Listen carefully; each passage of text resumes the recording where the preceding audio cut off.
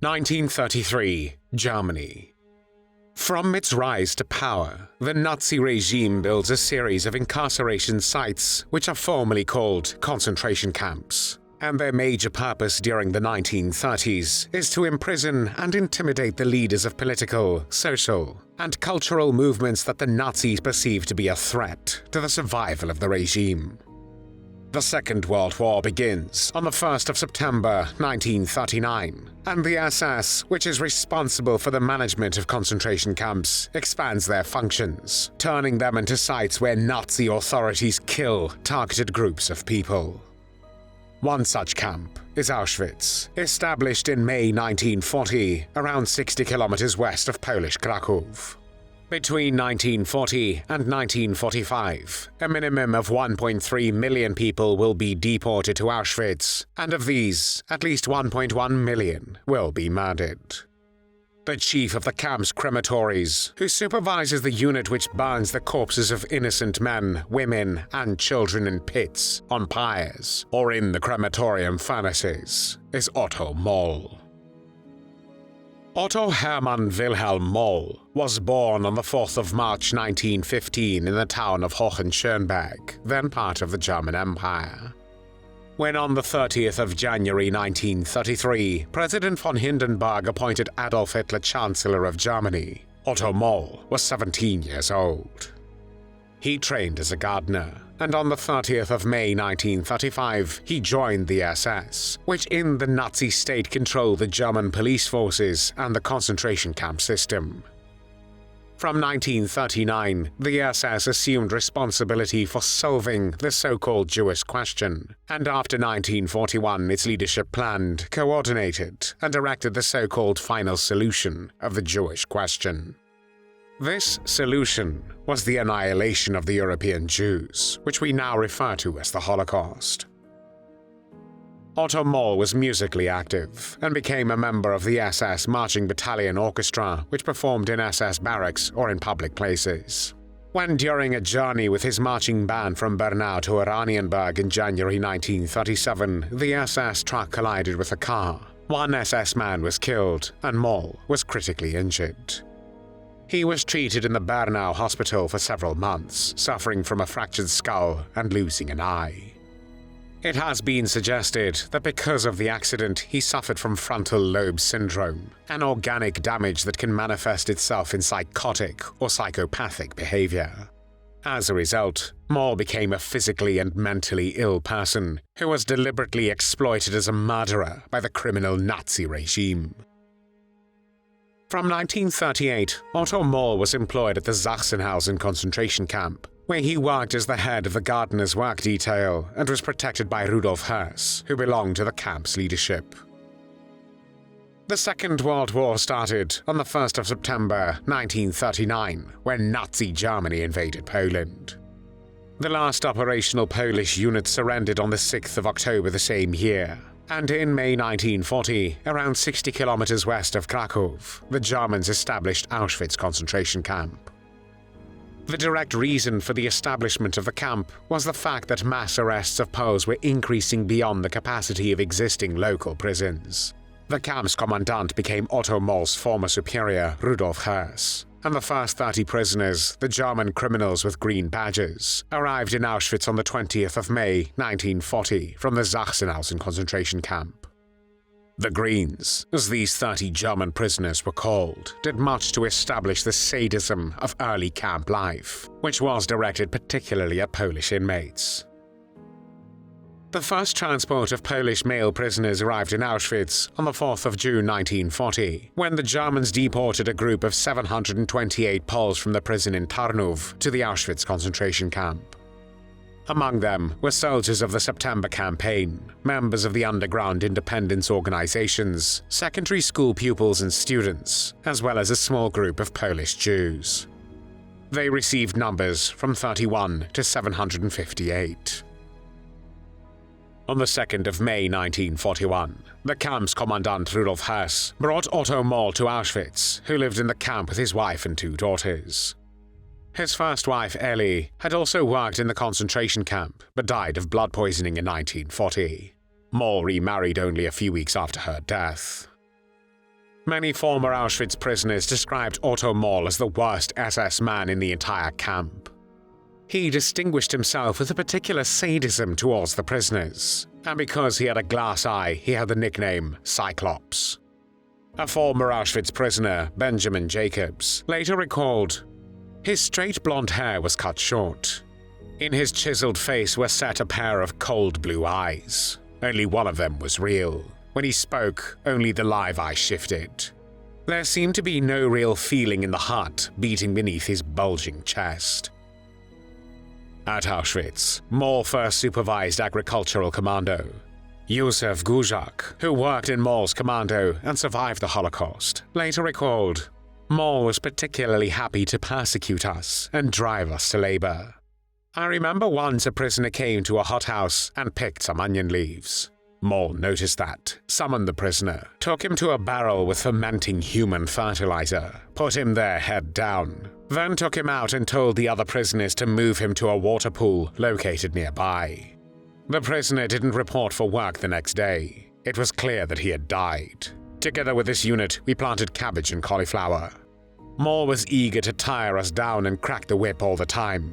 I witnessed the following situation. Moll was asking, 'Are you cold?' Of course, everyone said yes. It was very cold at the time. We wore pants and shirts without jackets. Cold days gave us a really hard time. Moll ordered a prisoner to run circles around our unit, and the SS man guarding us who stood nearby fired single shots at the runner. Some 10 prisoners were shot dead that way, on the spot."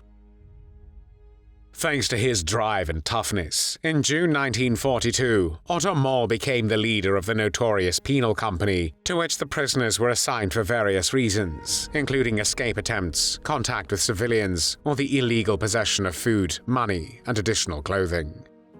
Assignment to the penal company, situated in the infamous Block 11, lasted from 1 month to 1 year, and the prisoners were not only completely isolated from the other prisoners, but had to perform the hardest labor, and were continually beaten by the SS men and prisoner functionaries. The Auschwitz subcamp Birkenau, which was also a killing center and played a central role in the German effort to kill the Jews of Europe, started functioning on the 1st of March 1942. At Birkenau, Moll then devoted himself primarily to the killing of people. Jewish deportees arriving at Auschwitz-Birkenau immediately underwent selection. The selection procedure was carried out on the ramps as follows. Families were divided after leaving the train cars, and all the people were lined up in 2 columns. The men and older boys were in one column, and the women and children of both sexes in the other. Next, the people were led to the camp doctors and other camp functionaries conducting selection. They judged the people standing before them on sight, and sometimes, eliciting a brief declaration as to their age and occupation, decided whether they would live or die. Hendrik Mandelbaum, who survived Auschwitz, later recalled, "People believe that it was indeed a bath, especially if it was presented as such during the journey or after one's arrival at Auschwitz. The latter was the specialty of Hauptscharführer Otto Moll, who would give speeches and tell people that they had come to perform well-paid work. And although they had left valuable property behind, they would be able to settle down here and earn new fortunes." Thereafter, he instructed them to undress, saying that they would receive fresh clothes because, since they were going to a place where cleanliness must be maintained, it was necessary to prevent the spread of disease. The people, easily fooled, believed all that he said and proceeded to take off their clothing, thereafter entering the fake bath.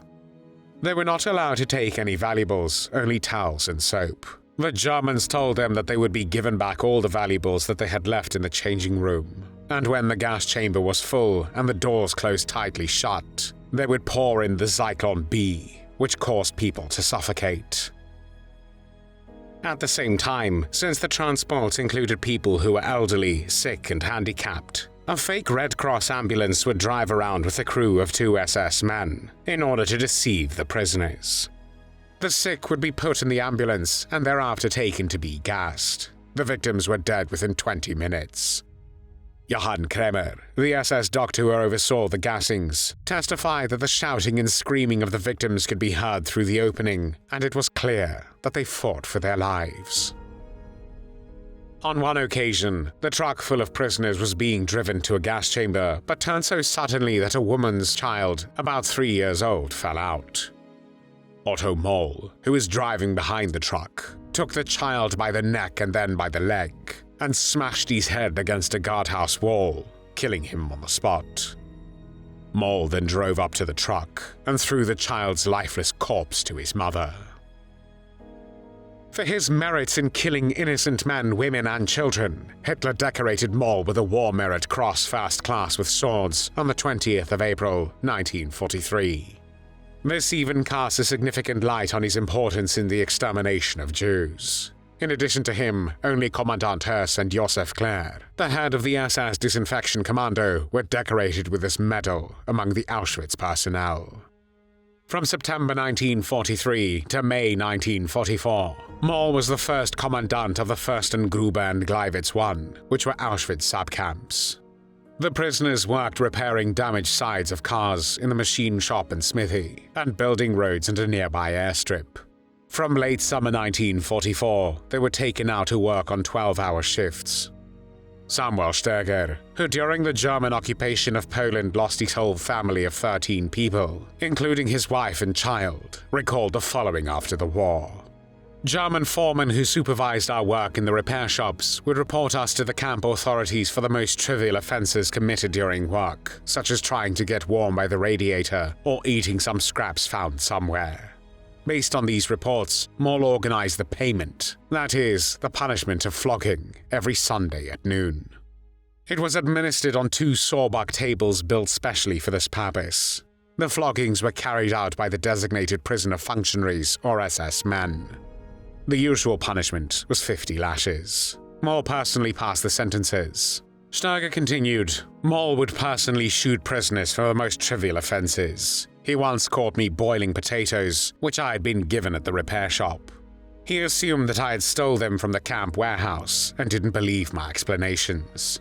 He beat me up and knocked me around, set the dog on me, and then told me to run for freedom, as he called it, pointing to the wired fence around the camp.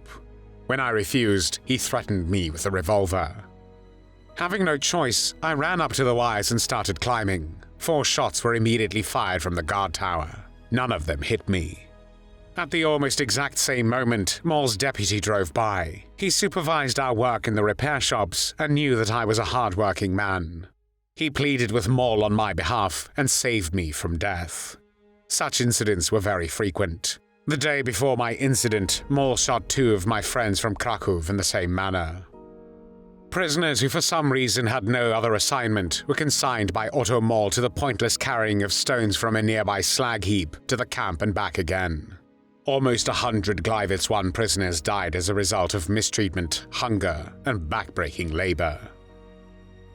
In May 1944, Otto Moll returned to Auschwitz-Birkenau, where he was appointed the director of all crematoria by the camp's commandant, Rudolf Höss. During this period, the extermination of Hungarian Jews was to take place. Moll was aware of the fact that the planned 10,000 to 15,000 corpses per day would overwhelm the crematoria's ovens, so just before the arrival of the Hungarian transports, Moll ordered fire pits to be dug alongside the crematoria, which he provided with a gutter system of his own design. People from the incoming transports were to be shot and then burnt in these fire pits. In this way, fat from the burning corpses would be drained off, collected, picked up by the inmates with buckets, and tipped into the flames to burn. Moll often strolled around the crowd of arrivals scheduled for gassing, observed them undressing, and lured small children away from their mothers with sweets in order to throw them outside into the boiling fat of the fire pits. On a few occasions he was seen picking children up by their hair, and then holding them suspended while he shot them. When there were so many incoming transports that the gas chambers and crematoria were incapable of containing all the new arrivals, Moll's fire pits to burn corpses were used. The excess people were generally shot, one at a time, often by Moll himself or by other SS men, especially Erich Musfeld. When some people asked Moll to spare their life, he replied, "An order is an order," and then killed them without any remorse. The Jews were shot in the back of their head and dropped into the fire. It sometimes happened that the prisoners put up a fight or children cried. As a punishment, Moll would throw them into the burning pits alive. Moll often led attractive Jewish women to the edge of the fire pits to enjoy their fear. He would whisper lewd words into their ears, then shoot them in the back of the head and drop them into the fire. Another of Moll's specialties was setting his dog on naked women. The dog would bound towards them in a rage, chasing them toward the fire pits while biting and snapping at their legs and buttocks. Moll would then shoot the women in their stomach so that they would fall over and watch them burn alive. The fire pits were also used for smaller groups of victims, consisting of up to 200 people. The reason was that using Zyklon B gas for such a small number of people was considered uneconomical and therefore wasteful. As a result, the Germans drove the Hungarian children, as well as the sick, old and disabled people by truck to the fire pits, where Moll and his colleagues, who had been instructed to shoot them by hand or throw them alive into the flames, were waiting for them. During 8 weeks from the 15th of May to the 9th of July 1944, Hungarian gendarmerie officials, under the guidance of German SS officials, deported around 424,000 Jews from Hungary to Auschwitz-Birkenau, where upon arrival and after selection, SS functionaries killed the majority of them in gas chambers. After the war, Holocaust survivor Hendrik Tauber recalled that Moll would take gold items out of the box where the valuables stolen from people from transports were stored, and took them for himself in his briefcase. From the things that were left by the gassed people, he took furs and lots of food, especially fats. With a smile on his face, he would then say to the SS men around him, "One should store up on food supplies because lean times would come someday." As the head of all crematoria, Moll also directed the work of the Jewish Sonderkommando, which was a unit of camps prisoners forced to help with the disposal of gas chamber victims. Those who refused to do the terrible work of the Sonderkommando, Moll would personally throw alive into the burning furnaces. The prisoners did not consider him a human, and would call him Schweinemetzger, which meant pig butcher. One Holocaust survivor later testified, Moll was called a pig butcher because he was not a human being, but a butcher who threw children alive into the fire. On one occasion when he found a gold ring and watch in the possession of one of the members of the Jewish Sonderkommando, he poured petrol over him and put him into a cold furnace. The prisoner's name was Leib, and he was 20 years old. The aforementioned Auschwitz survivor, Hendrik Tauber, later recalled what followed. Underneath there was an ash pit, where petrol was poured and flames went up to the retort in which Leib was locked. After a few minutes, the furnace was opened and Leib, covered in burns, came out running. He was then ordered to run around the crematorium yard and shout that he was a thief. Then, he was told to climb the crematorium barbed wire fence, which was not electrified by day. When he got to the top of the fence, Moll shot him dead. Moll was also known for being an excellent marksman, and when he felt that the prisoners from the Sonderkommando were not working properly, he would shoot them from considerable distances. One of the very few survivors of the Sonderkommando, a Slovak prisoner, Philip Möller, described Moll's atrocities in the greatest detail. Among other things, Möller reported on the sadistic death torture of frog swimming practiced by Otto Moll. Moll chased selected prisoners into one of the extinguishing ponds next to the crematoria and forced them at gunpoint to swim there, croaking constantly until they died of exhaustion. Möller also recalled how Otto Moll had invented camp games such as brick bashing, in which two groups of prisoners had to smash as many bricks as possible for a certain amount of time, and the losing team was then shot on the spot by Moll. Among Moll's many sadistic specialties also belonged beating people with clubs and iron bars or throwing them against electric fences. After the end of the extermination of the Hungarian Jews, Moll returned to the position of the head of the Gleiwitz I subcamp. In mid-January 1945, as Soviet forces approached the Auschwitz concentration camp complex, the SS began evacuating Auschwitz and its subcamps. SS units forced nearly 60,000 prisoners to march west from the Auschwitz camp system. These forced marches of concentration camp prisoners became known as death marches. The prisoners had to march over long distances under guard and in extremely harsh conditions. Inmates suffered from the cold weather, starvation, and exposure on these marches. Otto Moll led one such death march, and in February 1945, he arrived in Kaufering, which was the common name of a system of 11 subcamps of the Dachau concentration camp system.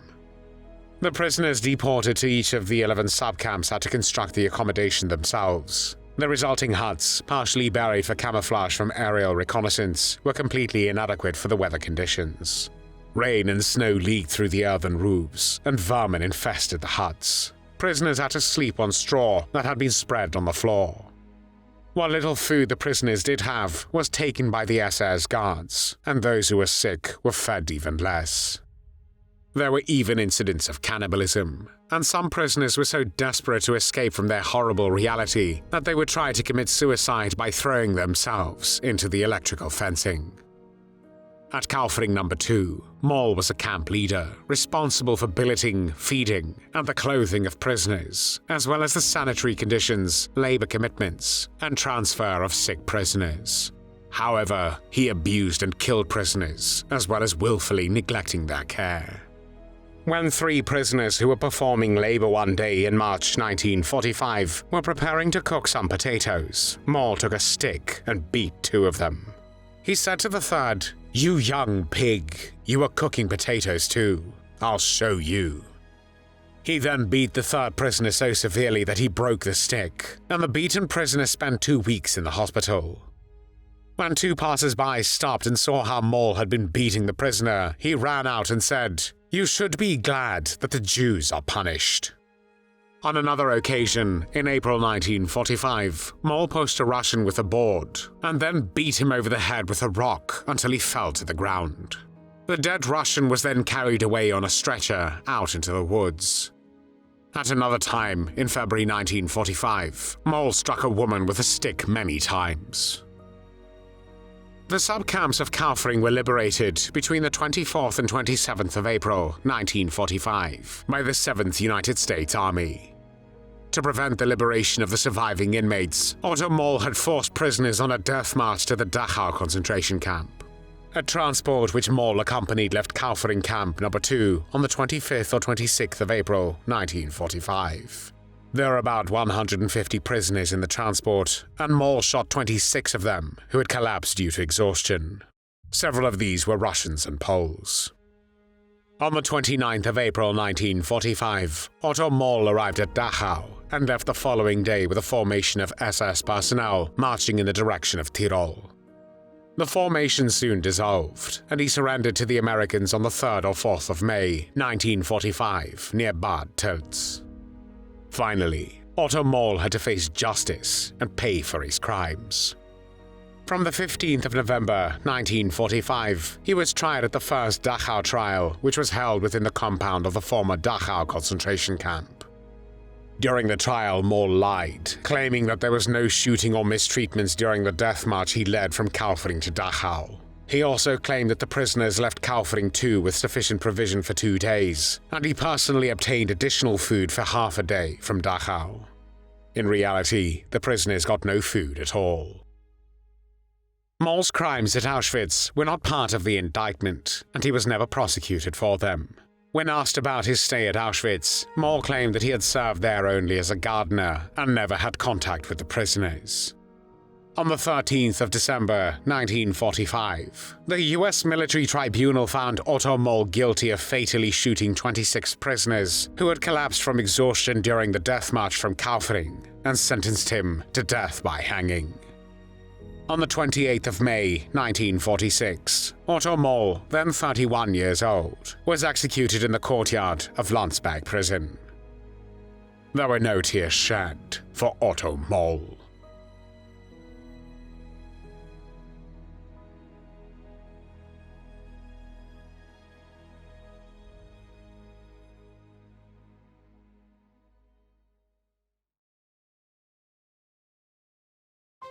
Thanks for watching the World History Channel. Be sure to like and subscribe, and click the bell notification icon so you don't miss our next episodes. We thank you, and we'll see you next time on the channel.